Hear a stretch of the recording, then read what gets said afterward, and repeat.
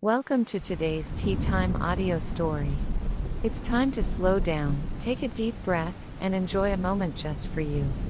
As you sip your favorite tea, let your mind drift into the world of stories, where imagination comes alive and anything is possible. Listening to audio stories isn't just entertaining, it's also a wonderful way to relax, spark creativity, and improve your English in a natural and enjoyable way. Stories have the power to transport us to far-off places, introduce us to new characters, and remind us of life's little lessons. So whether you're here to unwind, learn something new, or simply enjoy a quiet escape, this is your time. Get comfortable, let your worries melt away, and allow today's story to take you on a journey. Let the magic begin.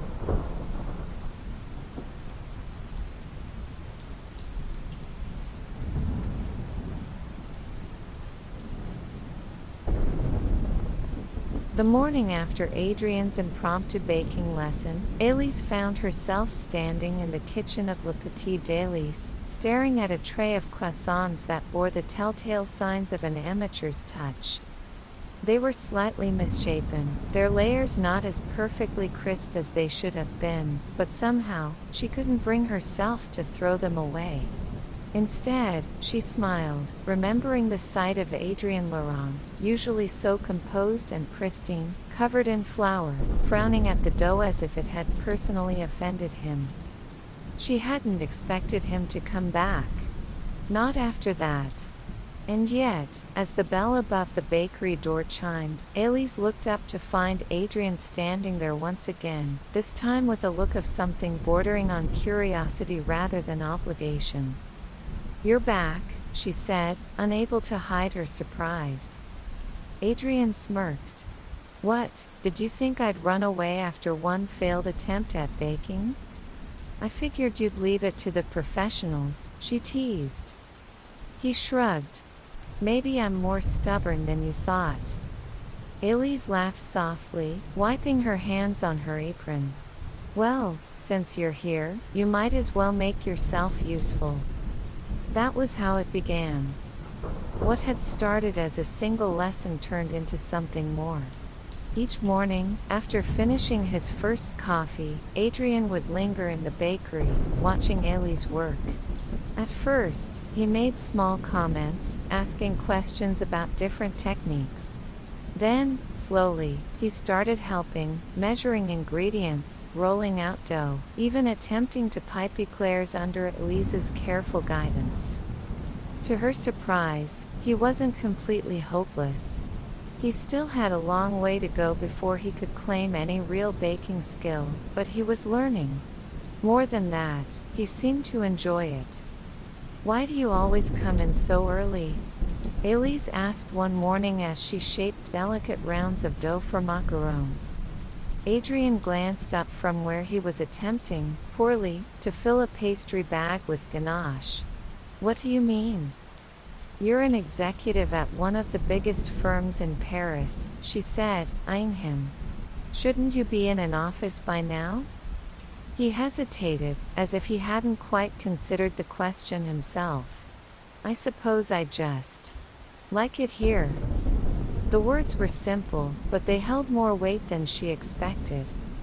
Elise paused, her hands stilling over her work. She had been so focused on what it meant for her that Adrien was here that she hadn't stopped to wonder what it meant for him.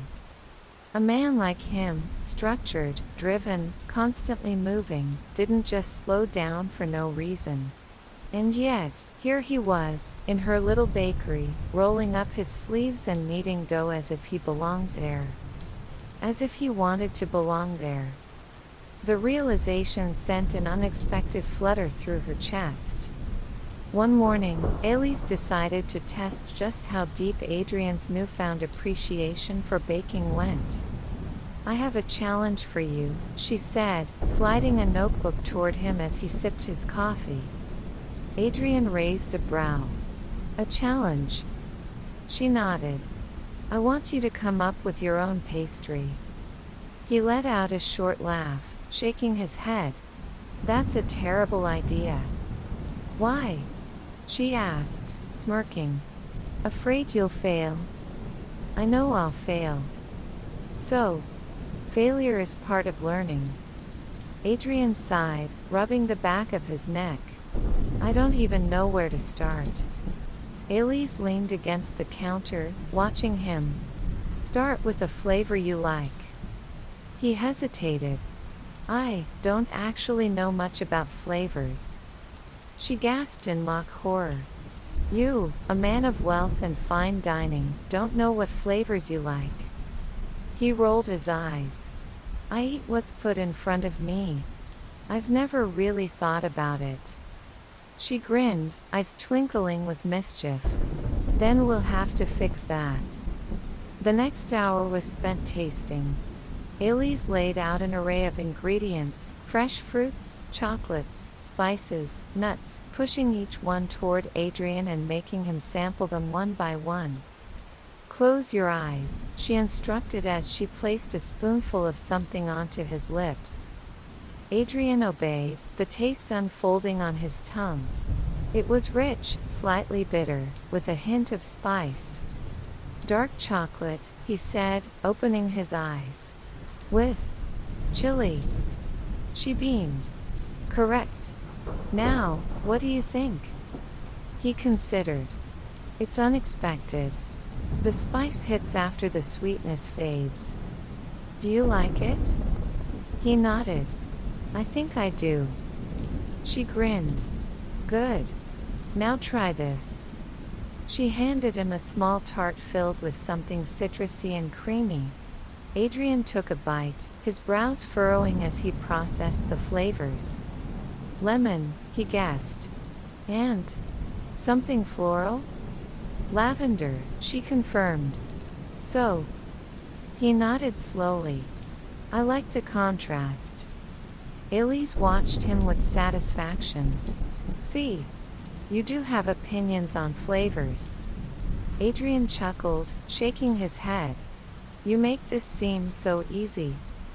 That's because I love it, she said simply. He met her gaze, something unreadable in his expression. I can see that. For a moment, neither of them spoke. The world outside the bakery bustled on, but inside, time seemed to slow, caught between the warmth of butter and sugar, between laughter and something unspoken. By the end of the morning, Adrian had sketched out a rough idea for his pastry, a dark chocolate tart with a hint of chili, balanced by a citrusy twist.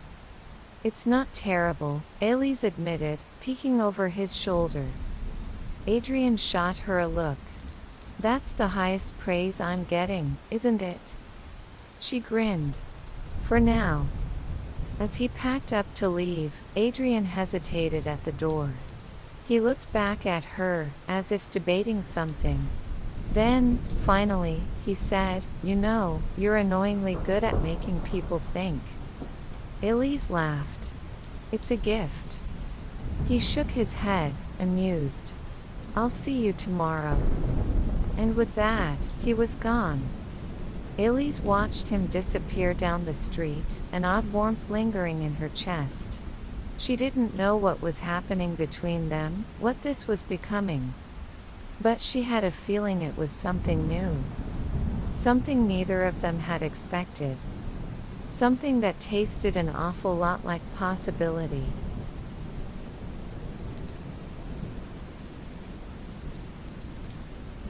Thank you for joining today's Tea Time story. We hope you enjoyed this journey into the world of imagination and storytelling. Whether it made you smile, sparked a new thought, or simply gave you a moment to relax, we're grateful to have shared this time with you. Thank you for listening and being part of our story time. Keep dreaming, keep imagining, and we'll see you again for another magical tale soon. Until next time, take care and happy listening.